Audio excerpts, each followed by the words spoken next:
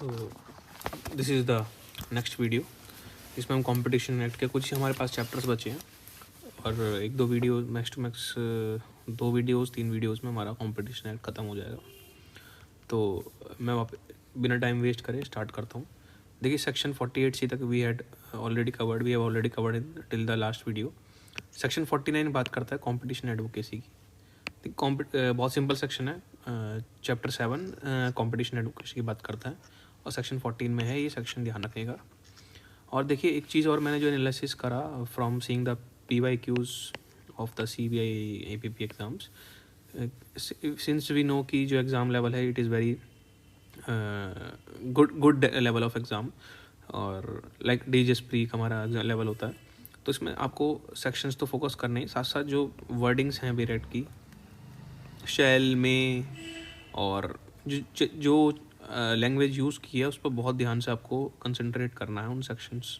ये नहीं बस सेक्शन को पढ़ लिया समझ लिया, तो इसलिए मैंने BRET के थ्रू ही पढ़ाने की कोशिश करी है सब वीडियोज़ में, जिससे हमें BRET एक्ट जो हमारी नज़र में आता रहे और वो चीज़ हम वापस बार बार हाईलाइट करके देख सकें, रिवाइज कर सकें। तो कंपटीशन एडवोकेसी में देखिए सेंट्रल गवर्नमेंट में in formulating a policy on competition including reviews of law related to competition और एनी अदर मैटर, या state government in formulating a policy on competition as the case में be make a reference to the commission for its opinion on possible affect of such policy. यानी कि कोई central government या state government कोई policy बनाई competition competitiveness promote करने के लिए, फॉर एग्जांपल कोई अवेयरनेस क्रिएट करना चाह रहे हैं वो, ठीक है, कोई स्ट्रिंजेंट प्रोविजंस ना ला के कोई लीनियंट प्रोविजंस लाना चाह रहे हैं, मतलब जिससे भी कंपटीशन मार्केट में बनाना है, फेयर मार्केट बना रहा है, सिंपल सी बात। तो वो पॉलिसी जो भी बनाएंगे और तो ठीक जाहिर सी बात है वो कंपटीशन कमीशन ऑफ इंडिया को रेफरेंस देंगे उसका कि जी ये बनाइए, तो कंपटीशन कमीशन का सुझाव मांगेंगे उस पर, ठीक है। एज द केस में make a reference to the commission for its opinion on possible effect of such policy on competition, कि अगर ये जो हम पॉलिसी ला रहे हैं क्या ये ठीक काम करेगी या नहीं, and on the receipt of such a reference the commission shall within 60 days give its opinion to central government. मतलब जब पॉलिसी उनके पास आ जाएगी तो पॉलिसी पे ओपिनियन मांगेंगे तो सेंट्रल CCI को 60 दिन के अंदर अंदर उस पर अपना ओपिनियन बताना है। तो जानने के बाद हमारे लिए है कि CCI के पास जो टाइम है 60 दिन का है और विच में भी thereafter take further action, ठीक है, बस ये जानना है हमें। और ओपिनियन बाइंडिंग नहीं होगा, ये गवर्नमेंट पे तो क्या ही ओपिनियन बाइंडिंग होगा, सही बात है। Opinion given by the commission shall not be binding upon the central government और state government in formulating such policy, and the commission shall take suitable measures for the promotion of competition advocacy और culture, creating awareness, imparting training about competition issues, ठीक है। For example जैसे legal aid clinics होते हैं, इस competition की act की बात नहीं कर रहा, जैसे लीगल एड अवेयरनेस क्लिनिक होते हैं कि अपने राइट्स, आपका अधिकार क्या क्या है, ऐसी कंपटीशन एक्ट भी अपने अवेयरनेस प्रोग्राम्स क्रिएट करता रहेगा जिससे पता चल अवेयर कर सके कि एंटी कॉम्पिटिटिव एग्रीमेंट मेंटेन नहीं करना आपको, आप कंप्लेंट आप कर सकते हैं, आपके पास क्या क्या प्रोविजंस हैं, अगर आपको अफेक्ट हो रहे हैं तो आप कंपनसेशन भी क्लेम कर सकते हैं, जैसा कि हमने प्रीवियस वीडियोज़ में पढ़ा था। तो सब यही इसको प्रमोट करने के लिए सिंपल सी बात ये है। तो क्या है, central government, state government reference for opinion CCI, और वो कितने दिन में रिवर्ट करेंगे, 60 दिन के अंदर, ठीक है। क्या ये बाइंडिंग है, नहीं बाइंडिंग नहीं है भाई, सरकार पे कैसे कोई चीज़ बाइंड हो जाएगी, ओपिनियन मांग सकती है बस, ठीक है ना। 49। अब हम आते हैं, ये भी बहुत सिंपल सेक्शंस हैं, जस्ट इनको रीड करना अच्छे से। Chapter 8 finance account and audit, देखिए सेक्शन 50 से आते हैं हम। चैप्टर 8 काफ़ी सिंपल है, जस्ट इसको अच्छे से रीड करेंगे, समझेंगे क्या है। देखिए सेंट्रल गवर्नमेंट ग्रांट्स देगी, फंड्स वगैरह देगी कमीशन को, जिससे वो अपना फंक्शंस को अच्छे से डिस्पोज ऑफ कर सके। सेंट्रल गवर्नमेंट में after due appropriation made by the parliament in law make to the commission grants of such sum of money as the government think fit, ठीक है, कुछ सिंपल सेक्शन। 51 में कॉन्स्टिट्यूशन ऑफ फंड होगा, एक fund बना जाएगा, एक तिजोरी बनाई जाएगी जिसमें सारा पैसा रखा जाएगा, जो भी कमीशन के पास आ रहा है, जो भी ग्रांट्स आ रहे हैं, जो भी वो फीस कलेक्ट कर रहे हैं थ्रू पार्टीज़, जो भी इंटरेस्ट है, और ठीक है, ये सब कहाँ जाएगा, एक फ़ंड के अंदर। और इस जो भी इकट्ठा हो रहेगा पैसा, उसको कहाँ यूज़ करेंगे जी आप, जाहिर सी बात है सैलरीज निकालने में, एक्सपेंसेस मीट करने में, इन सब में यूज़ करेंगे। तो there shall be constituted a fund to be called as competition fund, और ठीक है, इसको ध्यान रखना नाम क्या है, कॉम्पिटिशन फंड। और credited to governments and there shall be credited to, जहाँ पे उस फंड के अंदर क्या क्या जाएगा, fees received under this act, interest accrued, government grants, all sums received by commission, और the fund shall be applied for meeting salaries allowances payable to chairperson, तो सैलरी वगैरह निकालने के लिए, खर्चा पानी निकालने के लिए, अदर एक्सपेंसेस, ठीक है, director, additional, joint deputy director etcetera. Fund shall be administered by committee of such members of the commission as may be determined by the chairperson. Committee shall spend monies out of the fund for carrying out the objects. ठीक है, simple section है. और fund को कैसे याद रखेंगे आप, 51 section number है, और 51 का होता है ना शगुन, 51 का शगुन शुभ माना जाता है, फंड पैसे, तो ऐसे याद रखना है इसको. आते हैं 52 में, अकाउंट्स एंड ऑडिट. देखिए जो कंट्रोलर एंड ऑडिटर जनरल होते हैं, अपने कॉन्स्टिट्यूशनल पोस्ट होती है ये. सो अकाउंट्स एंड ऑडिट सब लिखा जो होगा इनके थ्रू मैनेज होगा.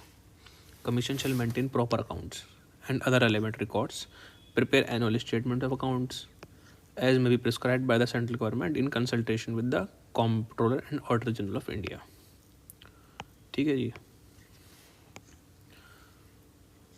Accounts of the commission shall be audited by the CAG. तो ठीक है, ऑडिट कैग करेंगे, ठीक बात है, comptroller and auditor general of India. और ये देखिए, ये ध्यान रखना अपने को.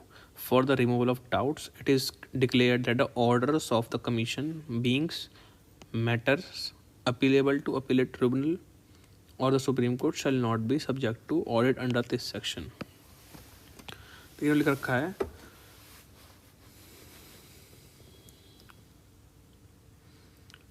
कोई भी ऑर्डर पास की कमीशन ने, बीइंग द मैटर्स अपीलेबल, जिनकी अपील जानी सुप्रीम कोर्ट में, अपीलेट ट्रिब्यूनल में, तो उनका ऑडिट नहीं होगा. ठीक है, ये भी बहुत कॉमन सेंस वाली बात है. Shall not be subject to audit under this section. इसमें आई होप कि समझ में आ गया होगा. ठीक है, नहीं आया तो कमेंट कर देना. CAG and any other person appointed by him in connection with the audit of accounts of the commission shall have the same rights, privileges and authority in connection with such audit as CAG of India generally has, and in particular shall have the right to demand the production of book accounts, connected vouchers, documents, paper to inspect any of the office of the commission. ठीक है, कोई भी document मंगा सकते हैं, कोई भी voucher मंगा सकते हैं चेक करने के लिए, ठीक है, कि आपने कुछ गड़बड़ी तो नहीं करी है. ठीक है, accounts of the commission as certified by the CAG of India और other person appointed by him in behalf together with the audit report shall be forwarded annually to the central. देखिए क्या है कि जो अपना CBI का exam है ना, उसमें ये ऐसे स्टेटमेंट बेस्ड क्वेश्चन पूछ लेते हैं. तो आप इसे आप जनरली पढ़ेंगे अगर ऊपर से, तो आपको इतना पता चलेगा कि हाँ भाई कैग जो है उसकी रिपोर्ट जाएगी सेंट्रल गवर्नमेंट को. ठीक है, लेकिन अगर स्टेटमेंट बेस्ड क्वेश्चन आता है तो आपको ध्यान रखना पड़ेगा कि इसमें सिर्फ कैग भी तो लिखा है और any other person appointed by him भी लिखा है, साथ में ऑडिट रिपोर्ट भी है. In his behalf together with audit report shall be forwarded annually to the central government and government shall cause the same to be laid before the house of parliament. तो ये सब चीज़ आपको देखिए रट तो कोई भी नहीं सकता है, ह्यूमनली पॉसिबल नहीं है. इसका तरीका यही होता है कि आपने सेक्शन का की तासीर, जो सेक्शन की जो क्रक्स है वो समझ लिया, उसके बाद आप उसको बस आपको कंटिन्यूस बेरेट को देखना पड़ेगा, अपने नज़रों के सामने से निकालना पड़ेगा बस. अगर आप इस उद्देश्य से देखेंगे कि जी रटना है तो नहीं रट पाएंगे कभी भी. समझ सकते हैं, उसके बाद आप उसको 2-3 बार कंसंट्रेशन से देख सकते हैं लैंग्वेज को, या सुन सकते हैं, that would be enough. The account of the commission is certified by the CAG of India or any other person in behalf together with the audit report there shall be forwarded to the central government annually and central government shall cause it to laid before the parliament. ठीक है, वो parliament में दिखाई सामने रखेंगे, ये हमारा है, ताकि वो स्क्रूटनी वगैरह उसकी कुछ करनी है, कुछ क्वेश्चन रेज करना है, आप सब कर सकें. ठीक है, तो इसलिए इससे क्या होगा, आपकी लैंग्वेज जो भी होगी एक्ट की, मे, शैल, इंड, इज, एंड लिखे हैं, वो सब सबकॉन्शियस माइंड में आते रहेंगे, और जब क्वेश्चन आता है तो you will be able to solve it very easily.